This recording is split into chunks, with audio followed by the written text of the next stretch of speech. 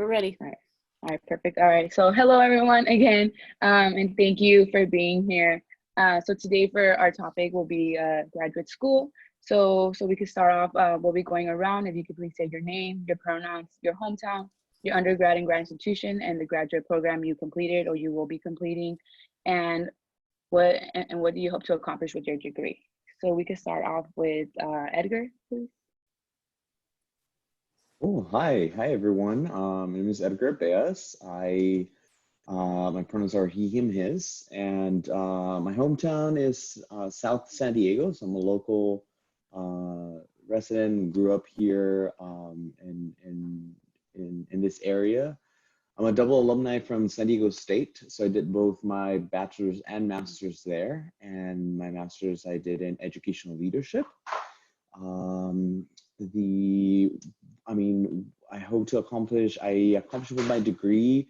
I was able to, with my master's degree, I was able to move ahead in my career and able to access other opportunities that were available to me after I completed my master's. All right, thank you. We could go Valerie. Hi, my name is Valerie Zhang, and my pronouns are she, her, hers. And my hometown is actually in Torrance, California, more in like the Los Angeles area. Currently, I'm still an undergrad at UC San Diego, but I will be finishing up this quarter actually. In my grad institution, I have finally decided I'll be attending UC Berkeley for my MPH program in public health. What do I really hope to accomplish with my degree? Well, I'm really hoping to find a great internship in the government field to work in public health and hope to tackle any problems that help anyone in the world. All right, thank you, Valerie. All right, Burgundy. Hi, everyone. My name is Burgundy Fletcher. My pronouns are they, them, theirs. I am from Oklahoma City, and I'm an enrolled tribal member with the Peoria Tribe of Indians of Oklahoma. I did my undergrad here at UCSD, and I'm in the third year of my Ph.D. in ethnic studies program. And I sort of think I hope to become a professor now that I'm into my third year. I'm starting to get more comfortable with thinking about working in academia, but more importantly, I want to use my PhD to help my tribe. And so that also might be museum work in my case. Okay, thank you. All right, now Karen, you can introduce yourself, please. Sure, can you hear me okay? Yes. Okay. So I'm Karen Van Ness. I'm the Academic Support Coordinator for the Chancellor's Associate Scholars Program. Have my bachelor's from Brown. My master's is in literature from UC San Diego, and then I'm working on getting my EDD, so in educational leadership, focus on studying transfer student success, also at UCSD. All right, thank you. I forgot to introduce myself. So my name is Elizabeth Jimenez Perez, gender pronoun she, her, hers, ella.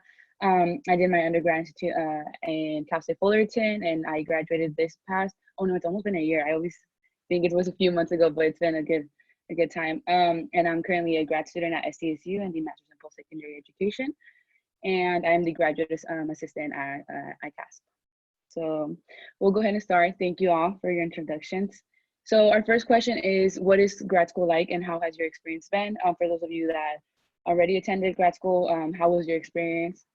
So we can start off this time with Valerie. So for you, how has this kind of experience been applying and like preparing, for this time for you to move to Berkeley? It was quite a difficult process for me because I took a really long time deciding that I wanted to go to grad school. So when I did want to go to grad school, I only had about 2 weeks left before the last deadline to take my GREs. So I was really rushing to like get all that information in my head, applying for like the GRE test. So that was very difficult, but I really recommend that if you take the time to like plan out everything, it'd be going very smoothly. And also I had a lot of coursework. I was taking 2 jobs and I was taking 4 classes at the time when I had to apply and write all my essays. So I wrote it 2 nights. I wrote 2 nights before the due date. And it was very stressful because it was Thanksgiving time and I had to be with my family. But at the same time, I was trying to rush and get my reports done. So I would not recommend that. But overall, the experience was really great because it helped me open up like, what do I really want to do? And trying to find that one thing to like the common ground for all my S's to be surrounded on.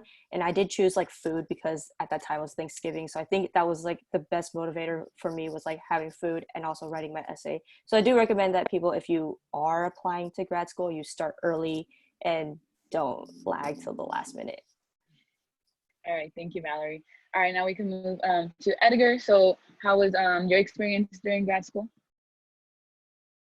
So my experience during grad school was really a learning process and a growth process. I think for myself, I went into my master's program knowing what it was about, but not what it I think entail, and that's commonly usually what happens. People know what it's required, people apply and end up going to grad school.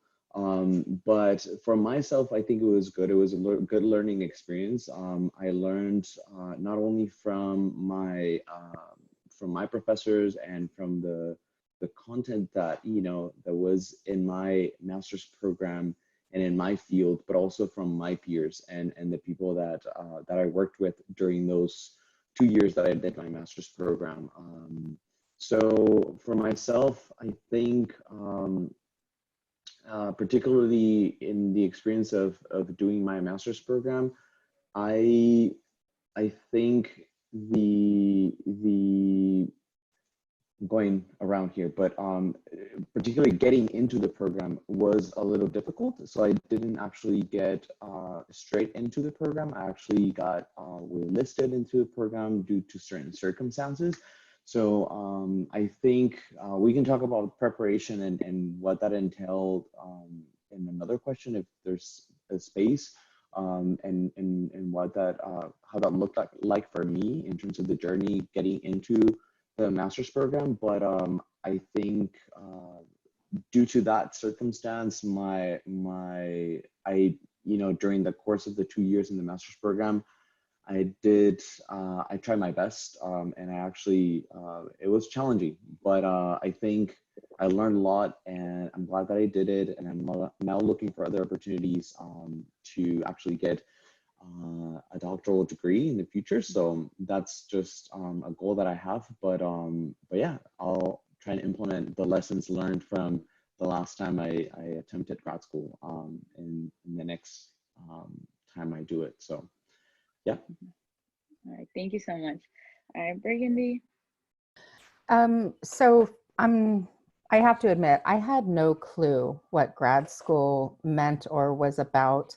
I'm a return student, which means I'm older and I have a partner and I have children already. And that was even during my time as an undergrad, which I just got my undergrad degree in 2017. I was a chemical engineering major, and I switched out of that for many reasons. Just I had 2 quarters left, and then one of my very kind professors, who is now my advisor in grad school, was like, "Hey, lady, what are you thinking that this is how are you going to take care of your family with an ethnic studies bachelor's?" Which is what I ended up getting, but is very different career-wise and financial compensation than a bachelor's in chemical engineering. And so he actually encouraged me to apply for grad school. So again, in all honesty, I had no idea of what to expect from grad school. And my first 2 years was what I call undergrad 2.0, where we still sit in classes, we still write papers, we still have homework. It felt the exact same because I also did not take a gap year because yeah, why waste time for me, for my life circumstances. So I did not necessarily enjoy 2 more years on top of an already 5-year bachelor's. Now that I'm in my 3rd year and I'm actually TAing, I'm doing research, I'm actually starting to move towards qualifying and wrapping my brain around what my own research will be. I'm enjoying it so much more. Yeah, I think that the research piece for me, everything is so interesting. You can go so many different directions. And I think that between that and then learning to be a professor through my TA work, I do feel like a whole bunch of opportunities have opened up, but I will just admit that those first 2 years, it was a big struggle because it felt very much the same. But I was also fortunate. I had a master's built in to those first 2 years. So I would, give a shout out to the programs with the built-in masters where you are still sitting in classes, but you're already getting that next level, next degree. Yeah, so I'll leave it at that. Okay, thank you so much. So our next question is, what do you wish you knew about grad school before you started? So for you, Valerie, it could be before you started applying or anything related to that. So we'll start off with you.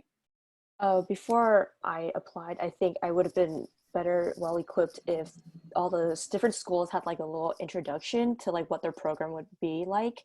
Because when I was deciding which grad school I would actually attend, I was looking between UC Berkeley and UCLA because of their internship during the summer and how they required their students to take that extra step during summer. Instead of like slacking off, they had to like make you go through internships, whether it be private sector or in the government. So I think that for me, like in my circumstance of going to public health, having lots of experience, having lots of internships and labs like under yourself is like very important. So if I had more idea, like knew, okay, this school pertained more towards like, oh, research or thesis, that I'd be more like towards it. Or rather they'd be like, oh no, we're doing more like hands-on work.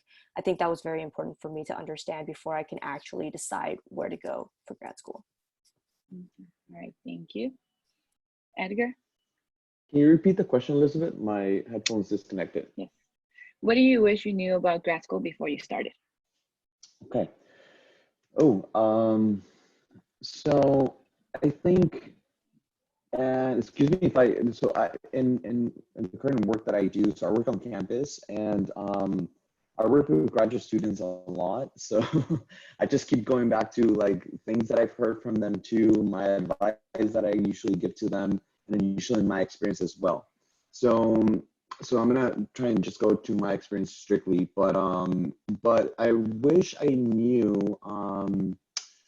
I think the most important part was for me how much balancing I had to actually do in grad school how and what that entailed. So I'm gonna explain. So in terms of grad school, there's usually different programs, and my program was it allowed me to still do some work. So we were able to, and Elizabeth, you're familiar with the program, but we were able to do and have a couple of part-time jobs, internships, and things that will allow us to actually keep having experience outside of class.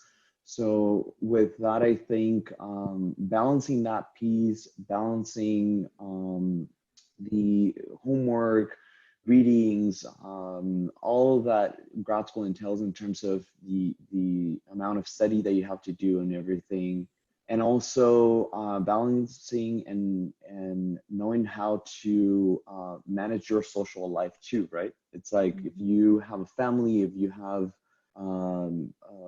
I mean, having a family is just in itself. You have to balance when you can go to actual gatherings with family. Sometimes there's times where you are missing some events, that you can go because you're trying just to balance all of these different aspects. And also your life in general, you also have to maintain yourself healthy throughout it. So thinking about how you, do self-care too, and how that works and putting that and scheduling that into your day-to-day, I think is important. So just balancing all the different aspects that I think are important for each and every one of the students that are considering grad school is important. And for me, I think that was a big takeaway after it, and something that I actually do, I think now better, trying to balance everything with now a professional job and other responsibilities. So it's something that I took on with me after I did it in grad school. All right, thank you. Burgundy? I think that Edgar said this a little bit about the funding. I wish that I had been better educated and more aware of how fellowships, summertime, scholarships, and even like a member of my cohort recently got the pre-dissertation Ford Fellowship, which is an excellent funding package, and it's like for 3 years, right? So even that, which ones to pour your heart and soul into that application process so that you get the most reward, right? Because lots of them are for 1 year, but they're like, I didn't even know any of that. So also when your fellowships end and your TA ships begin, maybe there's a gap between where all of a sudden you're like not working and for only like 30 days and poof, if you don't get paid for a month, I mean, look at like right now, I know with the pandemic, those kinds of things are an issue, but that's actually standard kind of in grad school where you have gaps where you might not get paid. And so some of that I was completely unaware of. Also, as I mentioned, I did not know that you go to get a PhD to then become a professor at a university, which now with a master's degree, I can teach at Cal State San Marcos or one of the community colleges, but I have to have a PhD to become a tenure track faculty at a UC. So I think that that's important for folks to know exactly where they want to end up and which degree is appropriate.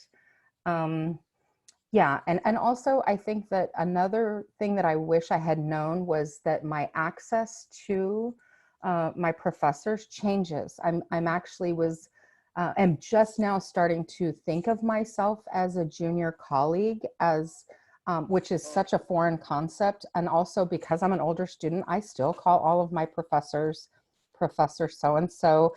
They want us to call them by their first name, which is so awkward to me. I still can't do it after 3 years.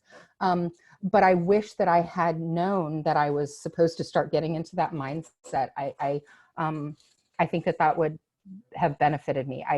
It also changes your access, but opens up other avenues to your professors, their wisdom, their guidance, those kinds of things in a different way from undergraduate.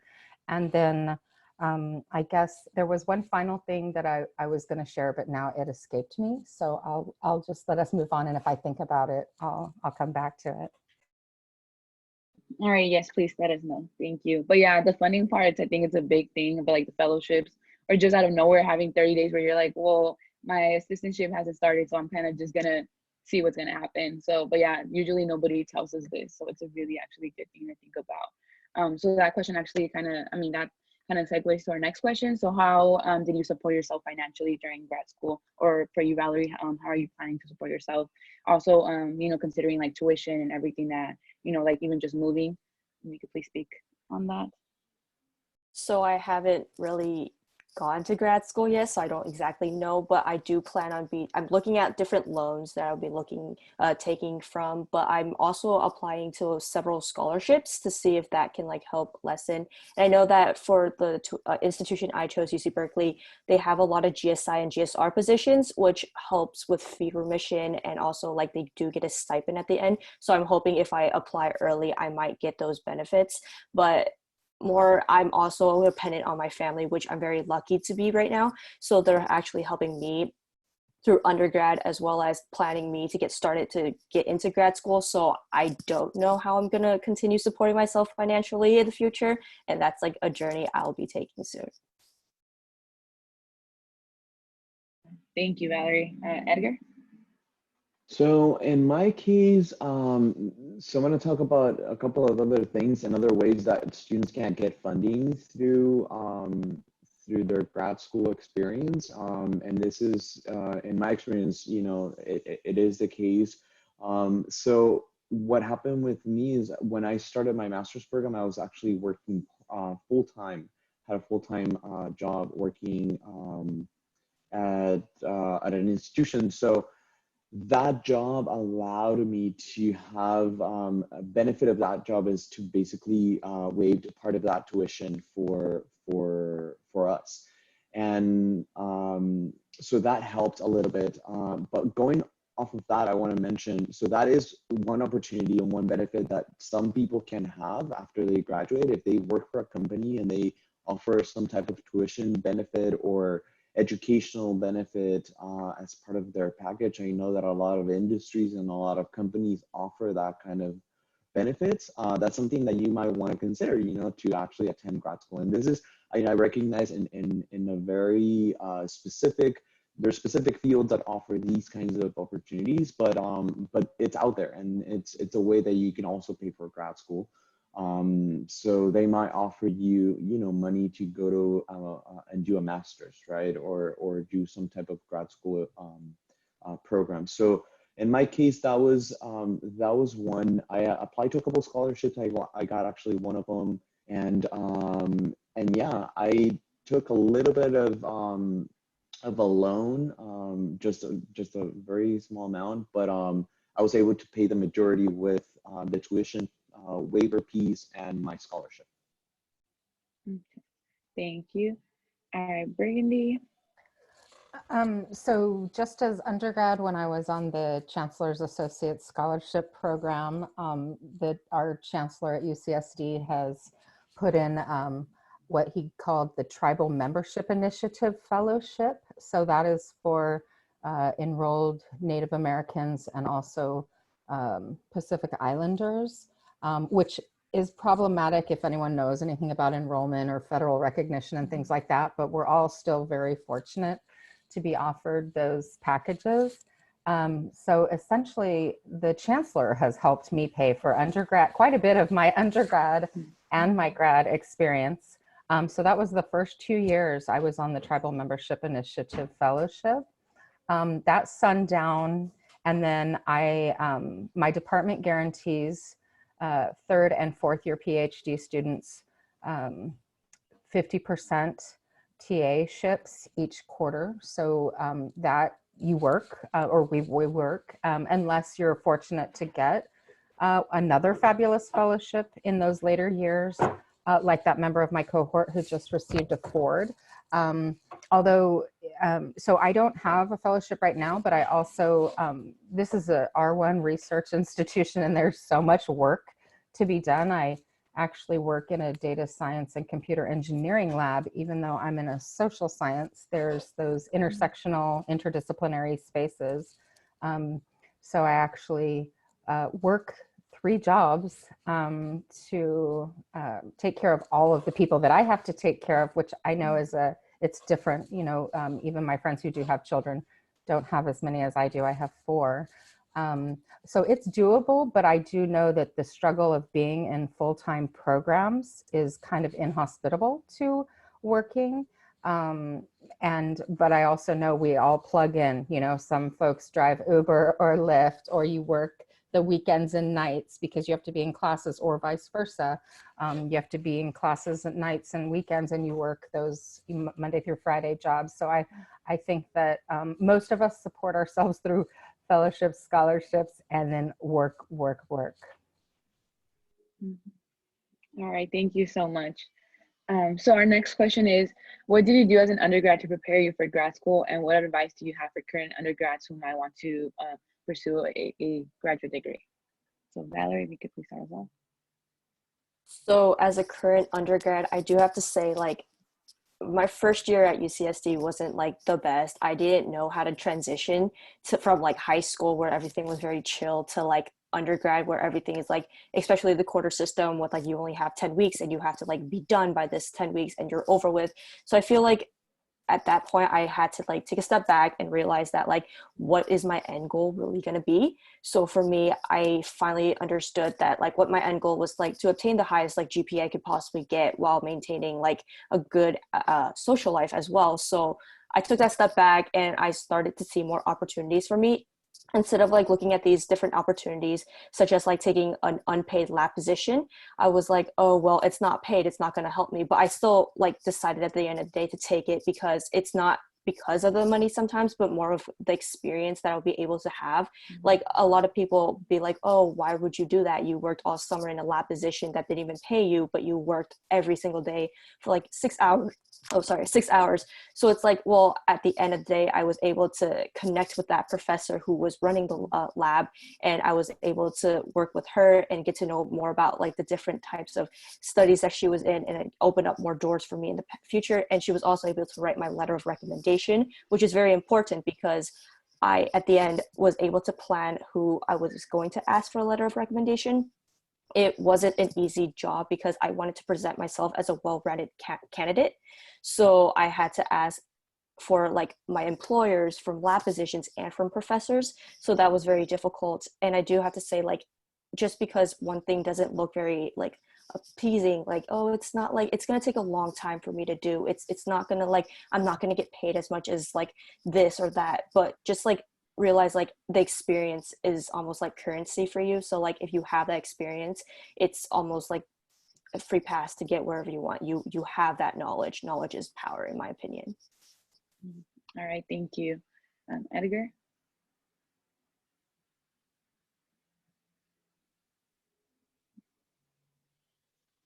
I can't hear. Can you hear us now? Let's see. I'm having trouble with my headphones. Okay, maybe we'll go on to Burgundy and then we can come back to you. Maybe we could try to solve it. So Burgundy, if you could please go ahead. Yeah, so I think that once I decided in my senior year, as I was trying to finish and graduate with a bachelor's, once I decided to apply for grad school, I wrote, rewrote, wrote again, got feedback on multiple like adversity essays, diversity essays for multiple programs. They were at UCSD, just with my family situation and things. I think I applied to UCSD and UC Irvine. And so it was a really narrow, like I know that that's lots of the folks that I know apply for many more institutions, to many more institutions, programs across the country that are similar, but have different, pros and cons and things. So I didn't apply to a huge pool, but I do remember like really working on those essays and the application prompts and getting my materials really dialed in before I even submitted. And I was already working with who is now my advisor. So I was very fortunate in that. But that goes back to the advice and even some things that Valerie was mentioning. As an undergrad, if first I would definitely figure out what I wanted to do and which degree I needed to get it done. I have friends who dream of teaching it at junior college, and I'm a transfer student myself, and I love the junior college environment. And when I think about it, yes, now when I have my PhD, I will be able to teach at university.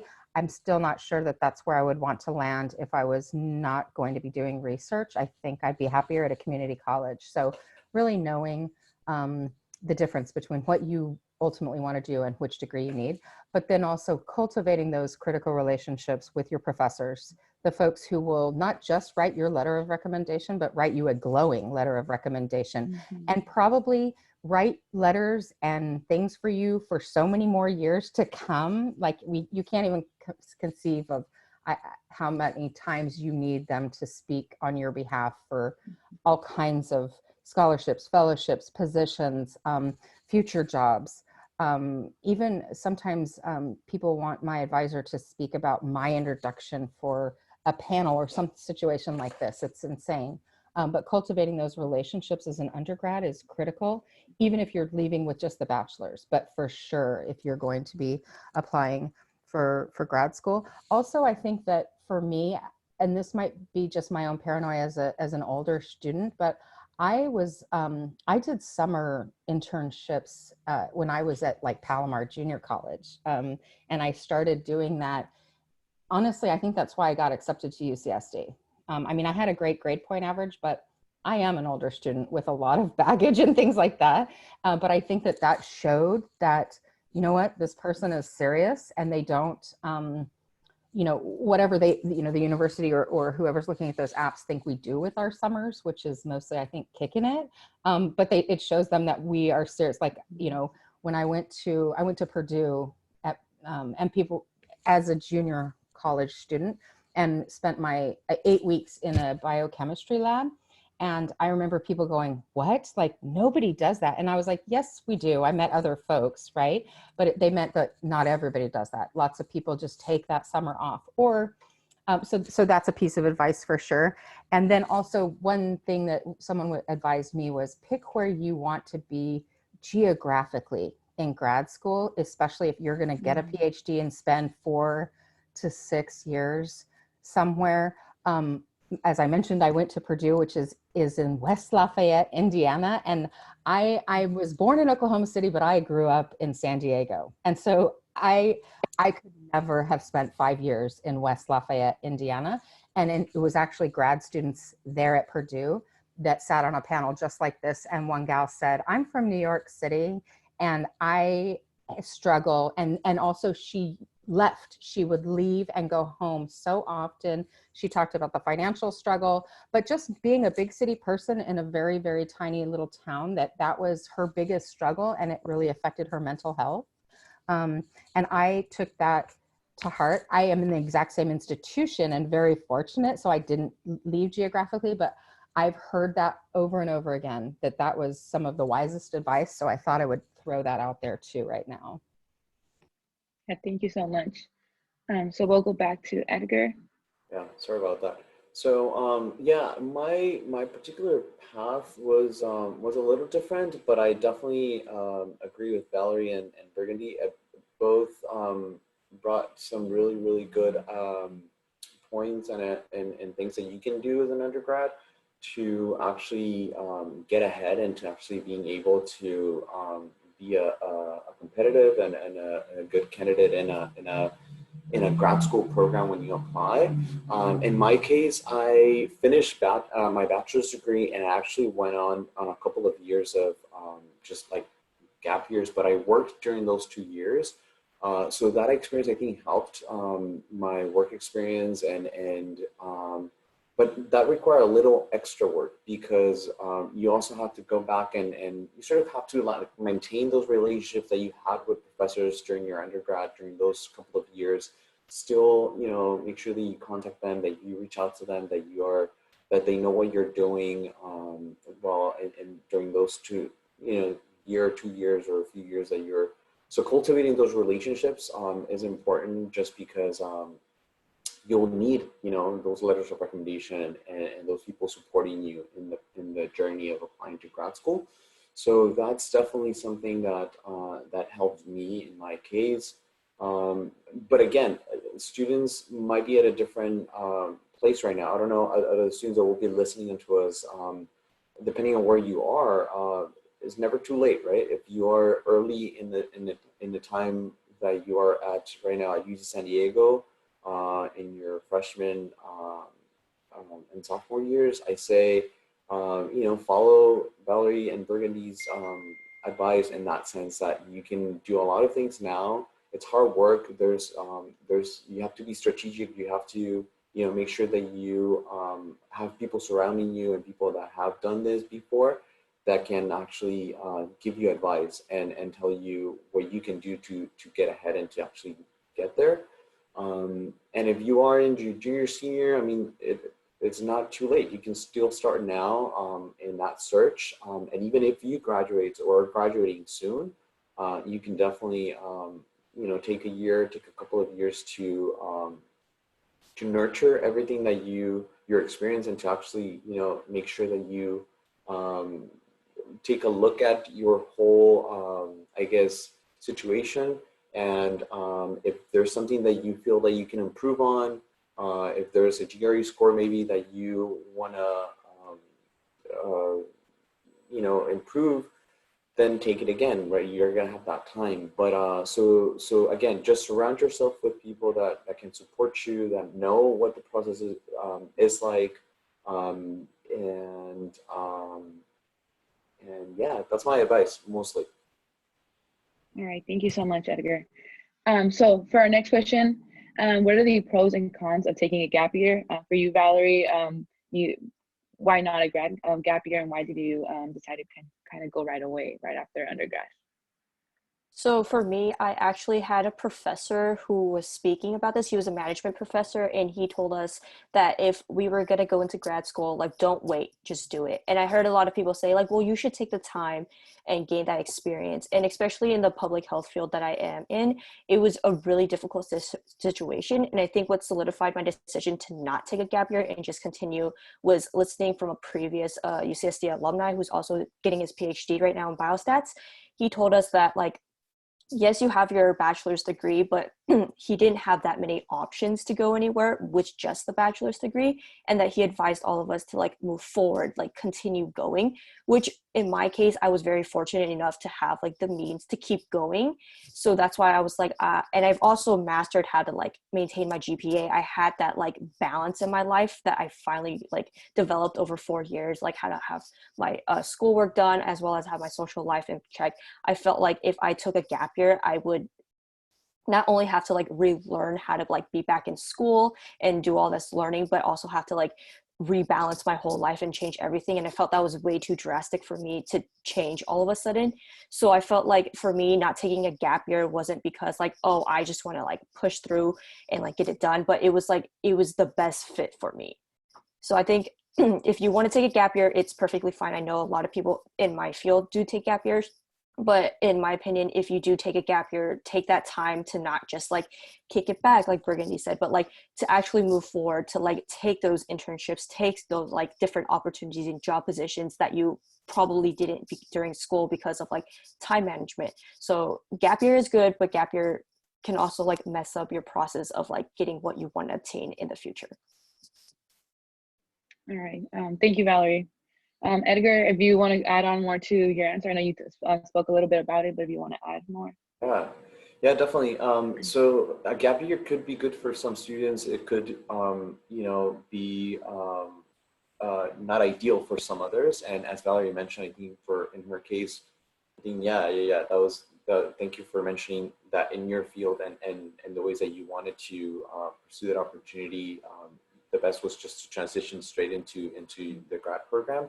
In my case, I feel like I took a couple years in between the program, my master's program and my bachelor's, but because I had some undergrad just went really fast for me. And I think, so I attended community college, so I had the goal of transferring, so it happened really, really quickly. I transferred, then I went to the university.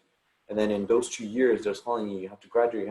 So everything happens really quickly. So there's not too much introspection that happens. And honestly, for me, that was the biggest thing. It's like the next step has to be the step that I actually take that I really want. So after I graduated, I went on and worked in that particular industry, in that field. And after experiencing it for about a year and a half, it didn't feel like the right place to be, honestly. I didn't think that, when I graduated, I was happy about it and everything, but after working and actually being in the field, I felt like something was off, and I just needed something different. So I took that time, those years in between to make sure that I discovered and actually, like Valerie suggested, doing internships, volunteer work during those years. Sometimes that unpaid work is what's going to get, move you ahead. So I did a couple of things like that, and that usually gave me the reassurance of what I wanted to do, and that was to get into an educational environment and actually, allowed me to discover what was needed, and that was a master's program that I ended up doing. So again, for some students, it might be beneficial to do that. For some others, I think it just makes sense to go straight into it. You're there. But my recommendation is, depending on what program you're also considering and doing, either a master's or a doctoral, think about it not just because your friend is doing it or because you saw somebody that wanted to do it and then you're also trying to do it, but think about it because you're spending obviously 2 to 7 years, depending on the amount of time that the program takes, of your life, after you graduate. So think about it and be sure that, again, you have that support system that those people surrounding you that are giving you good advice, and that you feel like that is the right thing for you, then go ahead and do it. Do it for the right reasons, I would say. Thank you so much for bringing that up, Edgar. I think especially for gap years, some people need that gap year to even just discover kind of what they want or get more experience in that field. And that's totally okay. Taking 1, 2, even 10 years, if that's what you need, it's totally fine. We each have on our own journey, right? And as long as you're doing what's passionate to you and you want to do it because of you, I think it's everyone's journeys on their own, and we should never compare like our journey to somebody else. So thank you for bringing that up. Burgundy. Yeah, I love all that y'all are saying. It really is about taking those individual temperatures and recognizing where you're at. I've seen some severe burnout going, in the undergrads, and then they're thinking about jumping right into their master's or their PhD programs. And some people just keep plodding forward, and it's a miserable experience. Some people plod forward and it gets better, and or that's where they thrive.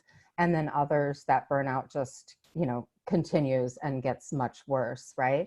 And as someone who, I did not take a gap year between bachelor's and PhD, but I had almost 20 years between high school and bachelor's. And so for me, it was like, I'm ready to do it, even though I did suffer some burnout and some struggles and disillusionment, I guess.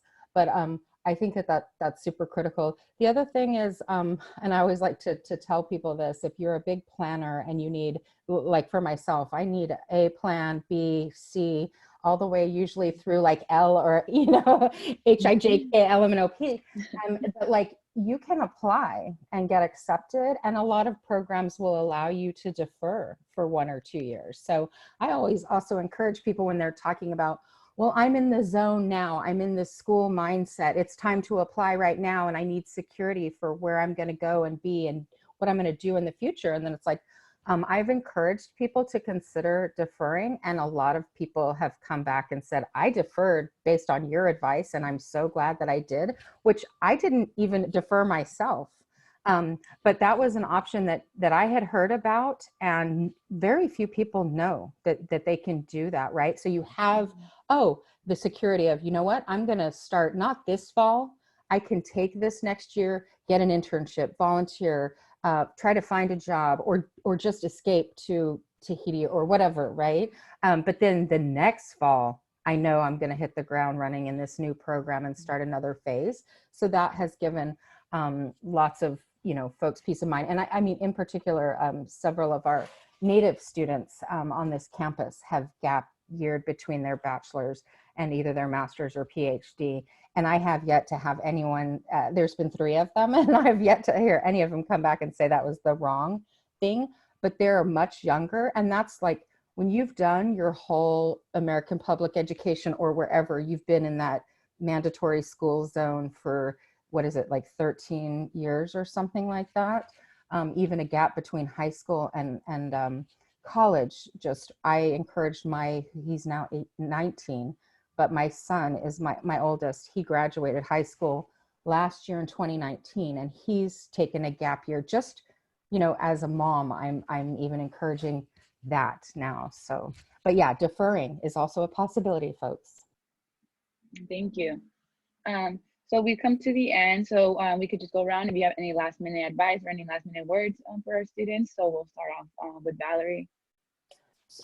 Well, for me, I have never experienced graduate school yet, so I don't know what, like Burgundy said, I'm already like burnt out from undergrad, but I was really lucky enough to like plan ahead of what I wanted to do in grad school, undergrad. So like I had all my classes planned out. So like when the time came to enroll, I already knew exactly what I was doing. So I'm fortunate enough, even though there is a big pandemic going on, I'm able to only be taking 1 honors class left. So this is kind of like my gap quarter year, but because I'm transitioning from a quarter system to a semester system, my summer has been drastically cut short. So being able to like still be in school but having more of a relaxed like schedule definitely helped me to like gain back of like, oh, what do I really want to do, like plan again. So I think for all of us, like even though during this pandemic it's kind of hard, we all want to go out, we want back our normal lives. I think for me, especially at this time going into grad school, it's the perfect time for me to like gather all my thoughts and be understanding of like, okay, this is what I need to do once the doors open back to the outside world. This is what I'm going to do first, and get to know that. So I think take your time. Like, it's grad school may not be for you right now, but it may be for you in the future. But like, at least have an idea of like what you want to do in life, and you won't get it now, but like you will like start as the years come, as like week 3 comes along, week 4, week 5, and like different quarters come along, you'll understand like, okay, this is what like my future looks like. So don't hesitate right now. Like, it's okay. Like, everything will be fine. Thank you, Valerie. Edgar? Yeah, my main advice would be for students is to seek support. So basically just look for people that can help you throughout the journey.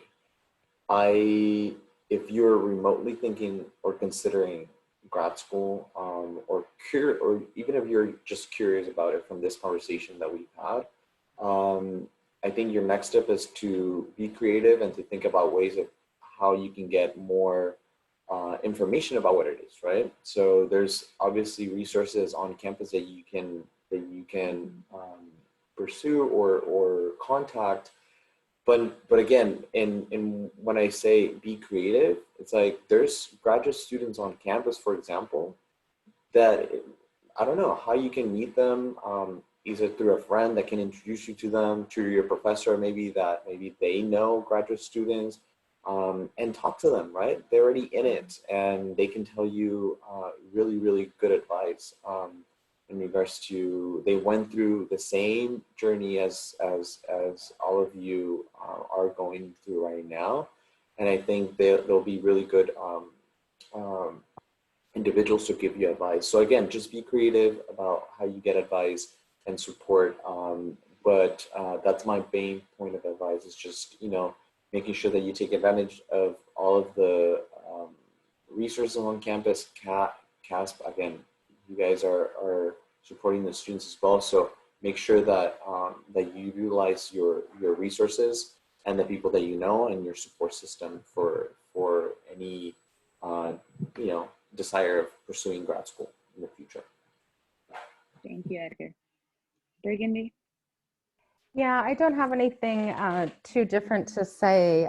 Valerie and Edgar have given some pretty good advice. I guess one thing that I wish more folks, especially even at UCSD and maybe R1 institutions in general, would say and be comfortable with, is acknowledging that you don't know when you don't know. And so when I talk to undergrads, a lot of them don't know what grad school is, and that's okay. Like, a lot of us were in the exact same boat, and I'm okay with saying that I don't know. And I think that helped me a lot to be like, what are you even talking about? What is a GRE, right? Mm-hmm. Just like, what is the difference between a master's and a PhD? And I think that when you are open to that, like this learning if this is something for you, and then that's critical, and that'll be important. A lot of the CASP students are going to go, what is this panel even talking about, right? And then the last thing I'd just like to throw out is, I am still on this campus. I will still be here for the next several years. So CASP students, feel free to reach out to these fabulous folks that work for CASP. And if anybody wants, to talk to me directly, I'm okay with that. Because yeah, I was so ignorant of what I got myself into the whole time. Even still, sometimes I'm surprised. Like, I didn't even know what an R1 institution was.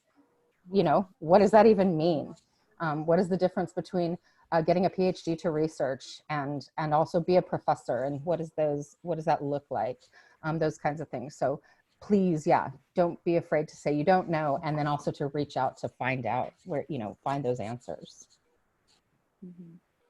Same here, Elizabeth. If you want to make my contact available for the students, please let them know. My capacity as working for UC San Diego as well, you can let them know. So I work with graduate students a lot, so I am more than happy to work with or answer any questions or talk to anybody of your students. Thank you so much. Yeah, Burgundy, thank you for saying that so much about just sometimes we don't know. I think that was something that even I went through. I remember I showed up to the GRE without paper and a calculator, and I turned around and I was like, all these people, I was like, obviously I lost, I didn't get the memo. But I think a lot, because sometimes, as a first gen student, and just like for me, like in grad school, I was like, I didn't even know, like something so simple that I needed to show up with things, or like, so it is hard sometimes. So I think asking for help and being totally okay with not knowing, it's okay, because sometimes none of us really know where this is going, and sometimes we just need somebody to really just hold our hand and kind of guide us and be there with us. And that's why and there is a lot of people that are willing to be out there and really like help you out, just people here in the panel and CASP. So thank you. Valerie, did you have something to say? Oh yeah, even though I'm not on campus, I was a CASP office coordinator. Well, I still am. So if you want to reach out, and not just like about grad school, I know like a lot of you guys are like freshmen or like really young into this like undergrad world. Undergrad can be scary too. Like just because we're all talking about graduate school, it doesn't mean like, oh, undergrad should be a breeze and you should get through it. Like it's not. It's difficult. Like I understand like a lot of what you guys are struggling, because I've been through it myself. So like if anyone wants to reach out, like feel free to share my email out to anyone, and I'm down to talk about anything. Thank you all. Karen, do you have any last minute comments you want to share? No, I would just echo what everyone else has said, to please reach out to the CASP staff or the lovely folks here on this panel. We really appreciate your time. And just, I'd like to reemphasize that everyone's journey is different. Like I started off in a PhD program. I got through, as Burgundy mentioned, you have like 3 years of classes and then 2 or 3 years, 4 years of research. And I got through the classes, got my master's, and then I switched from literature to education. And that was really, really hard because I'd put so much time and effort into grad school.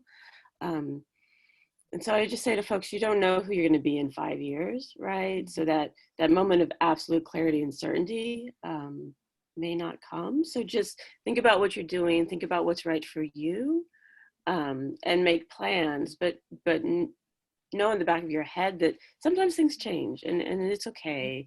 And we all think there's going to be this direct line from like birth to school to undergrad to grad school to jobs, and it doesn't. I don't know anyone who's gone that way. Everyone's like on like different ways in their lives. So you just be patient with yourself, think about yourself, what you want, what your strengths are, and to reach out to your resources, because no one really knows what they're doing. Everyone's just pretending. No, yeah, thank you, Karen, so much. And yeah, as we've said, you all students have a support system. CASP is here for all of you. The campus is here, and ultimately, just be patient with yourself. Again, we are on our own journey. And, when you do decide if you want to pursue graduate school, whether you do or not, like it's totally okay. Again, everyone's on their own journey. Just follow your passion and whatever that looks like for you, again, ultimately, and just know that CASP is here for you and supports you and celebrates you. I'm really happy to have all of you just be part of our family. And to the panelists, thank you so much for taking your time and for being here with us. It really means a lot to us. And thank you from CASP overall. It was really exciting to meet all of you and just being able to be here with you all and just sharing, your experiences. And for Valerie, congratulations. And, very big moment, and you'll be leaving soon. And just, yeah, very excited. So thank you for all. inviting me. Yeah, yes, thank you all. Yes, and I hope one day we could actually meet each other, in person once we're on campus. So hopefully. All right, well, I hope you all have a great day. And again, thank you so much. You too. Thanks, everybody. Thank you. All right. Bye.